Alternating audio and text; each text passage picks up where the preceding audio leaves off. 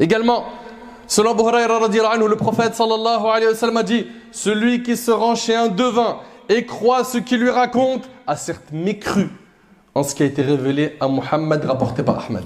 C'est pas de la blague, hein. Croyez pas que c'est une affaire facile. J'y vais, c'est pas grave. Je m'assois, je vois.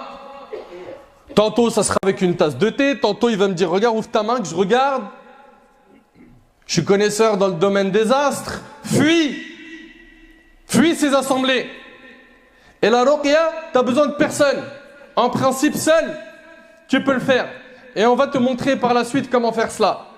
Mais si réellement il y a un besoin car tu n'arrives pas à le faire seul, tu es trop faible, va voir des personnes de confiance. Comment les trouver?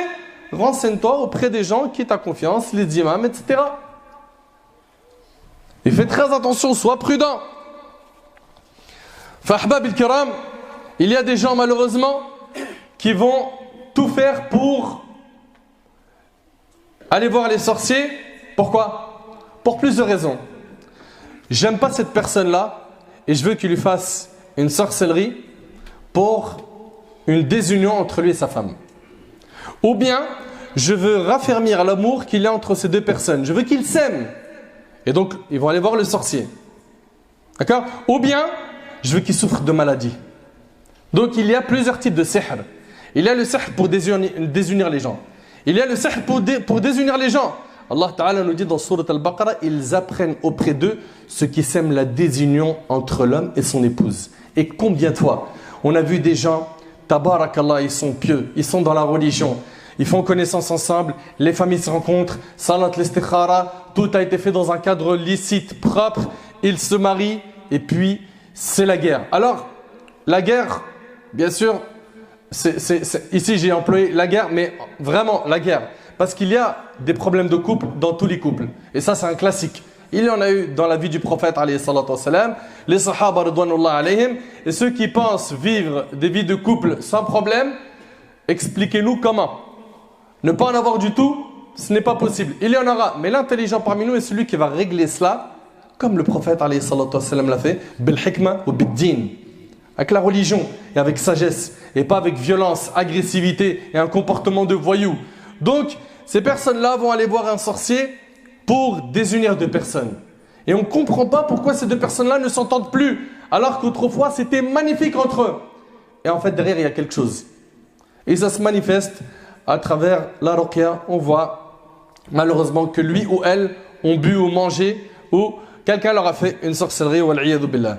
Également, il y a sihr al-atf, la sorcellerie pour faire aimer des personnes. Cette sœur veut à tout prix se marier avec cet homme. Elle n'arrive pas à y parvenir. Surtout que ce frère ne l'a pas dans son viseur. Il a une autre femme. Il veut se marier avec elle. Et elle va voir un sorcier. Je veux qu'il m'aime. Wal'iyadu billah.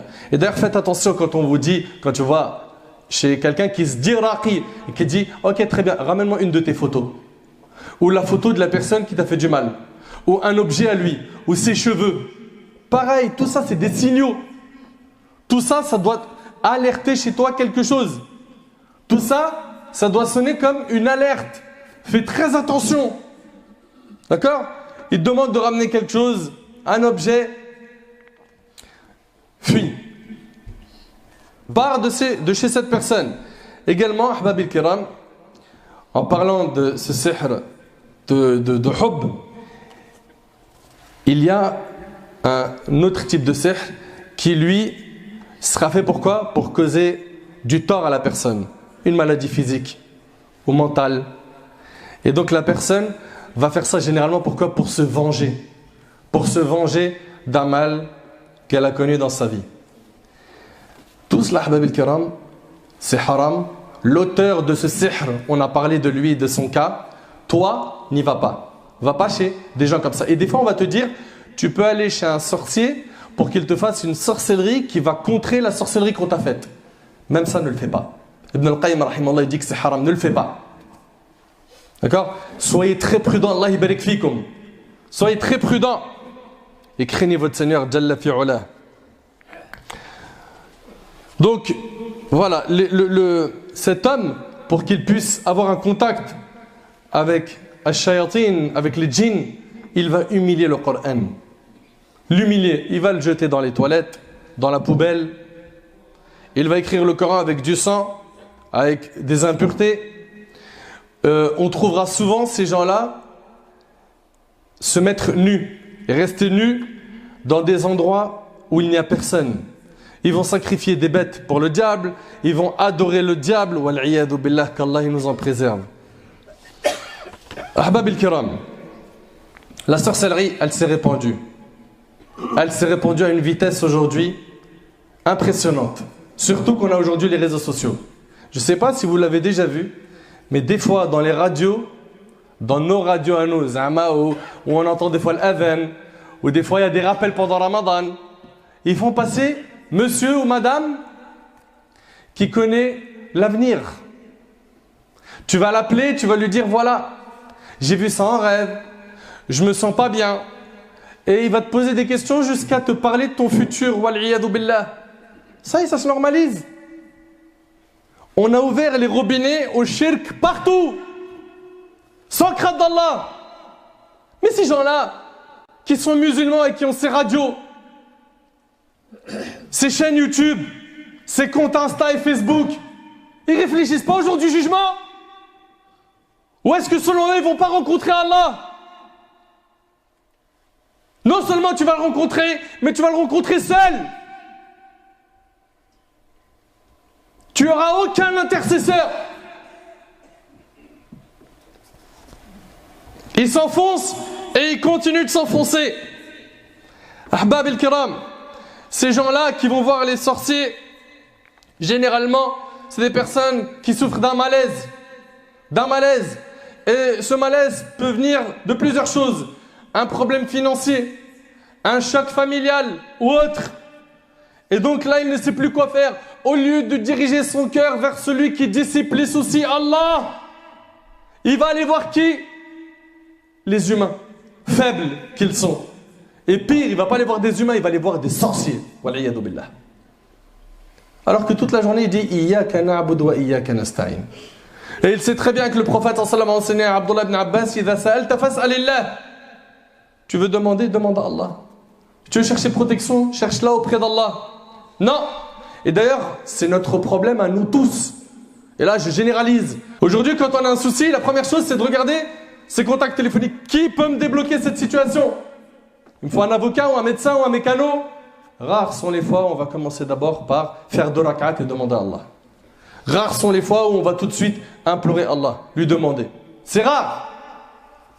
On a trop confiance aux causes et on n'a plus confiance au Seigneur des causes Azza wa Jal.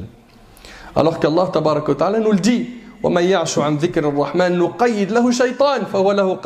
Et quiconque s'aveugle, s'écarte du rappel du tout miséricordieux et s'éloigne du chemin d'Allah, nous lui désignons un diable qui devient son compagnon inséparable. Un parmi les moyens de contrer ces attaques de sorcellerie, etc., c'est que tu sois un vrai adorateur d'Allah subhanahu wa ta'ala. Un pieux, comme Allah l'a ordonné. Mais les gens, ils se sont éloignés d'Allah et ils sont devenus une porte ouverte à n'importe quel djinn qui peut les posséder. Il y a même des gens, des fois, qui sont possédés par des djinns. Ils viennent voir des raqis, ils se plaignent, on leur dit, est-ce que vous faites salat? Est-ce que tu pratiques la religion? Non. Mais tant que tu ne pratiques pas la religion, tu es une porte ouverte à ce djinn ou à d'autres. Commence déjà par nettoyer devant le palier de ta porte. Tu es en train de chercher des solutions. En allant voir des raqis, tu fais même pas salat. Quelle protection tu veux? Ce raqi, s'il arrive, bi'idhnillah, à t'aider et que le djinn y part, mais ta porte elle est encore ouverte, t'as pas d'armure. Cette armure c'est quoi? La prière, ad-du'a, al-adhkar, les évocations du matin et du soir. Mais ça te parle pas ça? Ça te parle pas? Toi c'est comme les gens ils t'ont dit, vis dans le haram, puis toi t'as quoi? C'est comme si c'était un pneu que tu devais changer, tu cherches un mécano. C'est pas comme ça que ça se passe. Tant que tu ne fais pas salat, tant que tu n'es pas dans l'adoration, tu as une porte ouverte à ce mal, qu'Allah nous en préserve. Allah Ta'ala nous dit وَمَنْ أَعْرَضَ عَنْ ذِكْرِ فَإِنَّ لَهُ مَعِيشَةً ضَنْكَ. Et quiconque se détourne de mon rappel mènera certes une vie pleine de gêne. Ahbab al-kiram, craignez Allah subhanahu wa ta'ala. N'allez jamais de la vie chez ces personnes. Et puis si vous connaissez des membres de votre famille ou de vos amis ici ou au bled qui vont chez ces gens-là, dites-leur ittaqullah. Craignez Allah subhanahu wa ta'ala. Freinez ce grand péché. Votre situation ne fera que de s'empirer dans la désobéissance. Et n'oubliez pas, comme a dit le prophète sallam, ma indallah la yunal illa bi ta'atihi. Ce qui est auprès d'Allah ne s'obtient qu'avec l'obéissance. Tu veux la guérison, c'est avec l'obéissance. Tu veux le rizq, c'est avec l'obéissance, etc., etc., etc.